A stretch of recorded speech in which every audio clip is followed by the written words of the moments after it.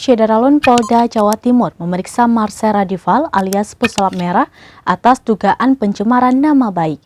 Berikut informasi selengkapnya. Syederalun baru-baru ini Polda Jawa Timur atau Jatim memeriksa Marcel Radival alias Pesulap Merah atas dugaan pencemaran nama baik. Laporan tersebut dilayangkan oleh Gus Samsudin kepada Pesulap Merah. Polda Jawa Timur melakukan pemeriksaan terhadap Pesulap Merah di Jakarta. Pesulap Merah merasa keberatan jika harus datang ke Jawa Timur karena jadwalnya yang padat.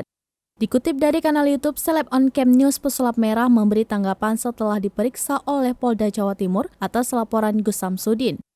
Diketahui laporan Gus Samsudin terhadap Pesulap Merah sudah berjalan. Pesulap Merah menyampaikan pemeriksaan yang dilakukan Polda Jawa Timur kepadanya hanya klarifikasi.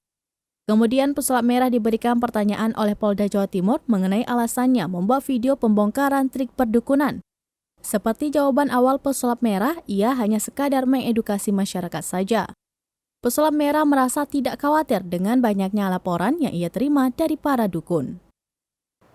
Demikian informasi terkini, Syederalun saksikan terus beragam informasi menarik lainnya di kanal YouTube Serambi Alam TV, di Facebook Serambi News, dan website serambinews.com.